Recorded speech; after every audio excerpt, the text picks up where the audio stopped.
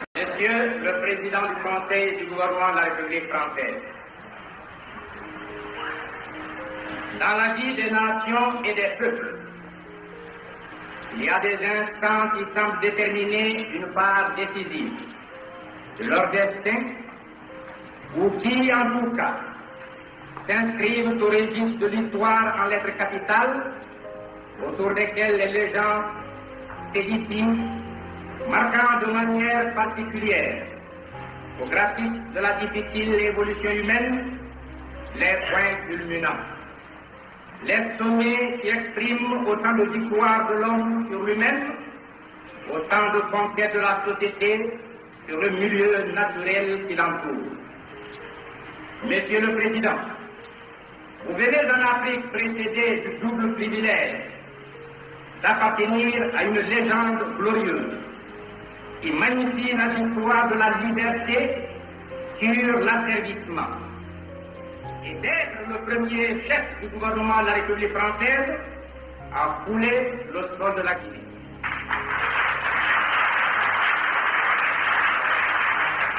Votre présence parmi nous symbolise non seulement la résistance, qui a vu le triomphe de la raison sur la force, la victoire du bien sur le mal, mais elle représente aussi, et je puis même dire surtout, un nouveau stade, une autre période décisive, une nouvelle phase d'évolution.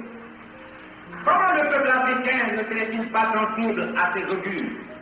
Lui qui vit quotidiennement dans l'espoir de voir sa dignité reconnue et renforce de plus en plus la volonté d'être égal au meilleur.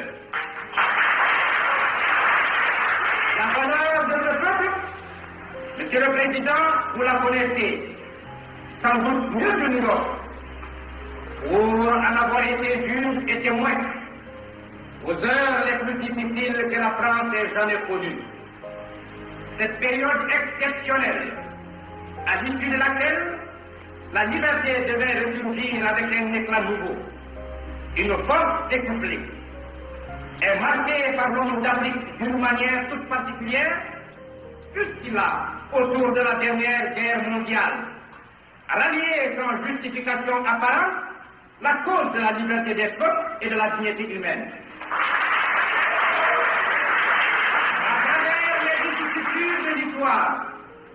Chaque peuple s'achemine vers ses propres lumières, agit selon ses caractéristiques particulières et en fonction de ses principales aspirations, sans qu'apparaissent nécessairement les mobiles réels qui le font agir.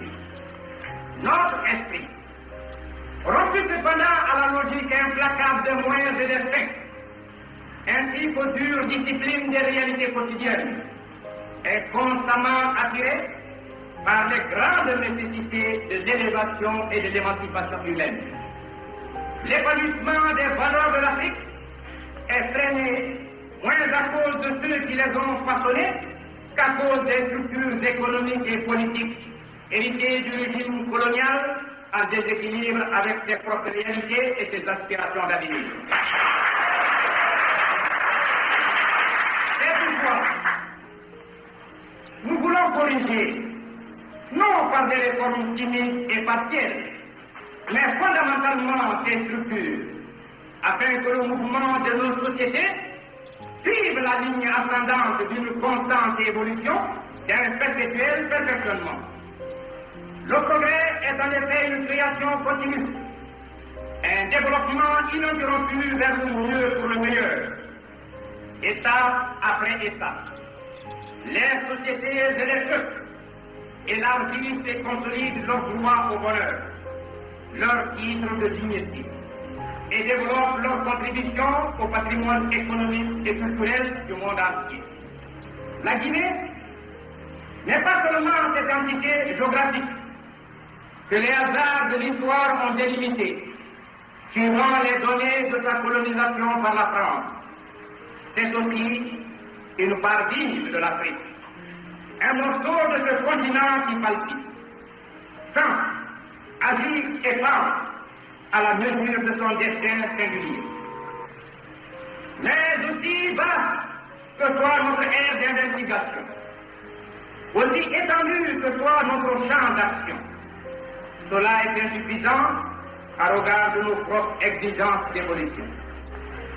Pour y répondre, nous devons engager non seulement l'ensemble de nos potentialités propres, mais encore tout ce qui constitue les biens et les connaissances universelles, lesquels chaque jour se développent et s'accroissent de manière inappréciable.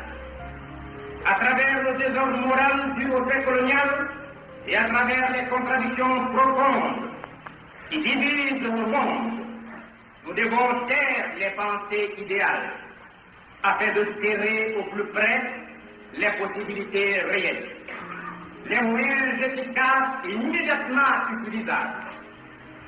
Nous devons nous préoccuper des conditions exactes de nos populations afin de leur apporter les éléments d'une indispensable évolution dans laquelle le mieux-être qu'elles prétendent légitimement obtenir ne pourrait être effrayé. Si nous ne nous employons pas à cette tâche, nous n'aurions aucune raison de vouloir remplir les fonctions dont nous avons la charge, aucun droit à la conscience de nos populations. C'est parce que nous nous interdisons de confisquer à notre profit la souveraineté des populations guinéennes que nous devons vous dire sans détour, Monsieur le Président du Conseil, les exigences de ces populations pour qu'avec elles soient recherchées les voies les meilleures de leur émancipation totale.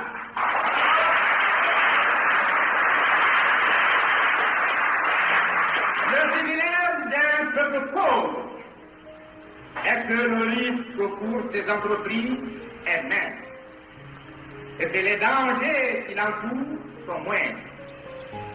Le pauvre ne peut prétendre qu'à s'enrichir, et rien n'est plus naturel que de vouloir effacer toutes les inégalités et toutes les injustices.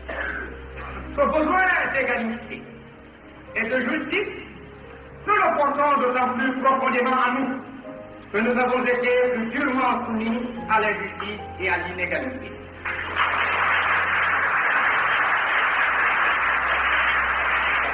L'analyse logique et une connaissance de plus en plus grande de nos valeurs particulières, de nos moyens potentiels, de nos possibilités réelles, nous laisse cependant exempts de tout complexe et de toute crainte. Nous sommes uniquement préoccupés de notre avenir et soucieux du bonheur de notre peuple. Ce bonheur peut revêtir des aspects multiples et des caractéristiques diverses, selon la nature de nos aspirations, de nos désirs, selon notre état propre. Il peut être aussi bien une chose unique qu'un faisceau de mille choses, toutes également indispensables à sa réalisation. Nous avons prétendu un premier et indispensable besoin, celui de notre dignité.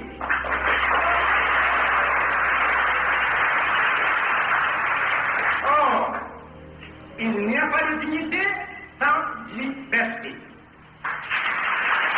Car tout assujettissement de contraire imposé et subi dégrade celui sur qui elle fait, lui retire une part de sa qualité d'homme et en fait arbitrairement un être intérieur.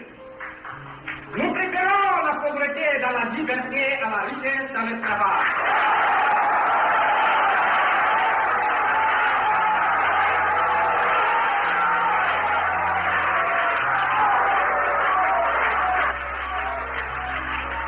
Ce qui est vrai pour l'homme l'est autant pour les sociétés et les peuples.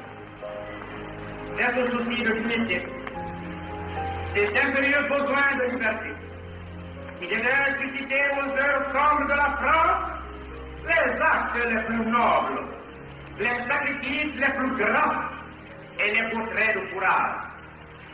La liberté, c'est le privilège de tout homme, le droit naturel de toute société ou de tout peuple, la base sur laquelle les États africains s'associeront à la République française et à d'autres États pour le développement de leurs valeurs et de leurs richesses connues. Monsieur le Président, vous me permettrez de rappeler un passage du discours que j'ai prononcé à l'occasion de la visite récente d'un représentant du gouvernement français, M. Gérard Jacques, ancien ministre de la France d'Outre-mer. Notre option fondamentale, qui à elle seule conditionne les différents choix que nous allons effectuer, réside dans la décolonisation intégrale de l'Afrique, son économie, son organisation administrative. En vue de bâtir une communauté franco-africaine solide et dont la pérennité sera d'autant plus garantie qu'elle n'aura plus dans son sein ce phénomène d'injustice, de discrimination ou toute cause de dépersonnalisation et d'indignité.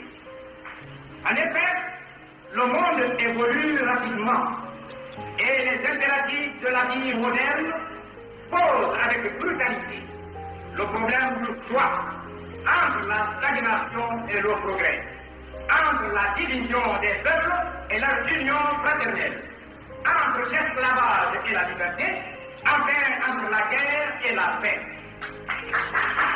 Pour l'Afrique noire d'influence française, ces problèmes doivent être abordés avant tout avec un esprit réaliste, compréhensif. Notre cœur, notre raison, en plus de nos intérêts les plus évidents, nous devons choisir sans hésitation l'interdépendance et la liberté dans cette union, plutôt que de nous définir sans la France et contre la France. Et c'est à raison de cette orientation politique que nos exigences doivent être toutes connues pour que leur discussion soit facilitée au maximum. D'aucuns, en parlant des rapports franco-africains, situent leur raisonnement dans le domaine économique et social exclusivement. Et concluent fatalement, compte tenu du grand retard des pays sous-développés d'Afrique, par l'apologie de l'action coloniale de la France. Ces hommes oublient qu'au-dessus de l'économique et du social, il y a une valeur autrement plus importante qui oriente et détermine le plus souvent l'action des hommes d'Afrique. Cette valeur supérieure réside essentiellement dans la conscience qu'apportent les hommes d'Afrique à la lutte politique, tendant à sauvegarder leur dignité et leur originalité et à libérer totalement leur personnalité. Il est vrai aujourd'hui que les drames douloureux enregistrés dans l'histoire coloniale française, en Indochine et en Afrique du Nord, sont interprétés aussi différemment, selon que l'économique devait avoir la suprématie, ou que le droit à l'indépendance, le respect de la dignité des peuples, devait être considéré comme les bases les plus solides de toute association de peuples différents. Aujourd'hui, en raison de l'évolution de la situation internationale, et surtout du gigantesque progrès du mouvement de décolonisation dans les pays dépendants, nous pouvons affirmer que la force militaire dirigée contre la liberté d'un pays ne peut plus garantir ni le prestige ni les intérêts d'une métropole.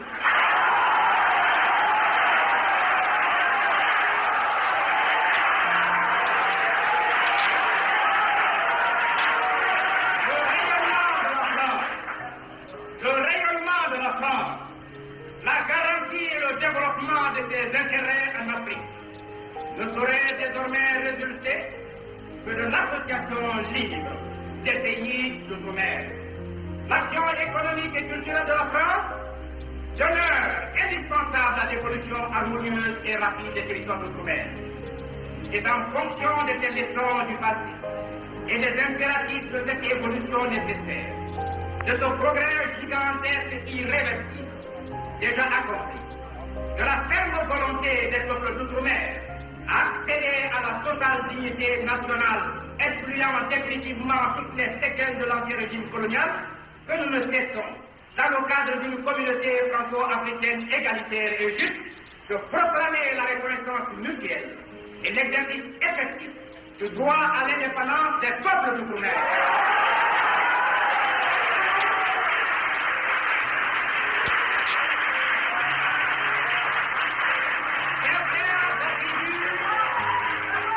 Certains attributs de souveraineté qui seront exercés au niveau de cette communauté devront se résumer en 4 points. Défense nationale, relations diplomatiques extérieures, monnaie, enseignement supérieur. Un pays qui exclut toute interdépendance dispose de 4 pouvoirs essentiels. La défense nationale, la monnaie, les relations extérieures et la diplomatie, la justice et la législation. Nous acceptons volontairement certains abandons de souveraineté au profit d'un ensemble plus vaste, parce que nous espérons que la confiance placée dans le peuple français et notre participation effective au double échelon législatif et exécutif de cet ensemble sont autant de garanties de sécurité pour nos intérêts moraux et matériels. Nous ne renonçons pas et ne renoncerons jamais à notre droit légitime et naturel à l'indépendance. Car à l'échelon africain, comme à l'échelon franco-africain, nous entendons exercer souverainement nos droits. Nous ne comprenons pas non plus la puissance de ce droit à l'indépendance avec la sécession d'avec la France, à laquelle nous entendons rester liés et collaborer en l'épanouissement de nos richesses communes. Le projet de constitution ne doit pas s'enfermer dans la logique du régime colonial, qui a fait juridiquement de nous des citoyens français et de nos territoires partie intégrante de la République française, une et indivisible. Nous sommes africains et nos territoires ne sauraient être une partie de la France. Nous serons citoyens de cet État africain, membres de la communauté franco-africaine. En effet, la République française dans l'association franco-africaine sera un élément, tout comme les États africains seront également des éléments constitutifs de cette grande communauté multinationale composée d'États libres et égaux. Dans cette association de la France, nous viendrons en peuple libre et fier de leur personnalité et de leur originalité. Un peuple conscient de leur apport au patrimoine commun. Enfin, un peuple souverain, participant par conséquent à la discussion et à la détermination de tous ceux qui, directement ou indirectement, doivent conditionner leur existence. La qualité, ou plutôt la nouvelle nature, des rapports entre la France et ses anciennes colonies devra être déterminée sans paternalisme et sans stupérisme. Nous disons non de manière catégorique à tout aménagement du régime colonial et à tout esprit paternaliste.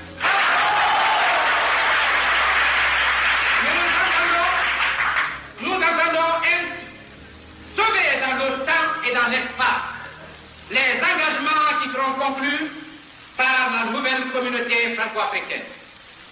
En dehors de tout sentiment de révolte, nous sommes des participants résolus et conscients à une évolution politique en Afrique noire, condition essentielle à la reconversion de tout l'acquis colonial vers et pour les populations africaines. Le nom de notre association nous importe peu. Ce qui nous importe sera le contenu de notre association. La somme des possibilités nouvelles d'évolution qu'elle ouvrira aux territoires africains, actuellement engagés dans nos grands mouvements d'émancipation, qui exigent la disparition totale du phénomène colonial et l'établissement d'une ère de liberté vraie, d'égalité et de fraternité additionnelle.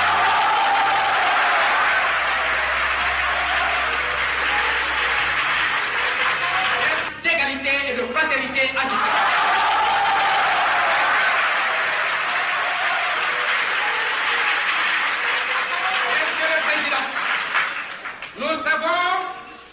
s'est donné pour mission de sauver qu'elle suppose seront à la mesure de votre pouvoir, si elle comprend et sait respecter également les besoins de sensibilisation de l'action des peuples associés à la nation française. En effet, les territoires actuels d'Ouest et d'ailleurs ne doivent pas être des entités définitives, car elles ne seront pas viables. L'immense majorité des populations intéressées veulent substituer aux actuelles entités, à Togo et AIF, deux États puissants fraternellement unis à la France. Des considérations humaines et sociales, autant économiques et politiques, plaident en faveur de la constitution de ces États, qui seront dotés de parlements et de gouvernements démocratiques. Ces grandes perspectives qui vont pouvoir accélérer l'histoire de nos pays en leur permettant de transcender les particularismes et les égoïsmes, ou plutôt leurs contradictions internes, demeurent pour notre génération la voie la plus sûre, la plus directe qui aboutit à la paix et au bonheur. Ces mêmes perspectives positives pour les territoires d'outre-mer et pour la grandeur de la France dans le monde exigeront de nous, Africains, Malgaches et Français, des efforts plus grands, à la fois plus nobles et plus exaltants que ne l'aurait exigé la solution destructive d'une séparation. Je rappelle souvent que la vie de l'homme va de 0 à 100, alors que celle de nos peuples est éternelle.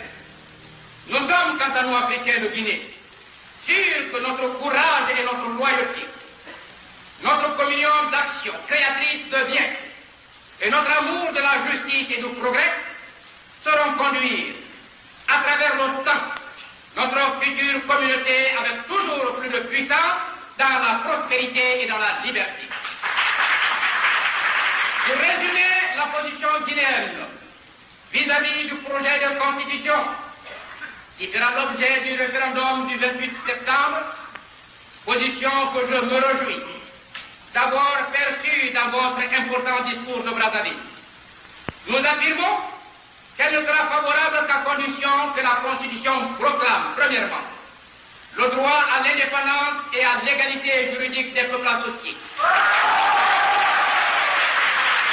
Droit qui équivaut à la liberté pour ces peuples de se doter d'institutions de leur choix et d'exercer dans l'étendue de leur État et au niveau de leur ensemble leur pouvoir d'autodétermination et d'autogestion. Deuxièmement, le droit de divorce dans lequel le mariage franco-africain pourra être considéré dans le temps comme une construction arbitraire imposée aux générations montantes. Troisièmement, la solidarité agissante des peuples et des États associés afin d'accélérer et d'harmoniser leur évolution. Dans l'intérêt bien compris des peuples d'outre-mer et de France, nous osons penser, Monsieur le Président du Conseil, que votre gouvernement saura proposer au référendum un projet de constitution tenant compte non pas des conceptions juridiques basées sur un régime impopulaire, mais seulement des exigences exprimées par des peuples mûrs, tous solidairement et fermement décidés à se construire un destin de liberté, de dignité et de solidarité fraternelle. Pour la communauté multinationale que sera notre association d'États, pour l'unité et l'émancipation de l'Afrique, vive la Guinée, vive la France! Monsieur le Président du Conseil du gouvernement de la République,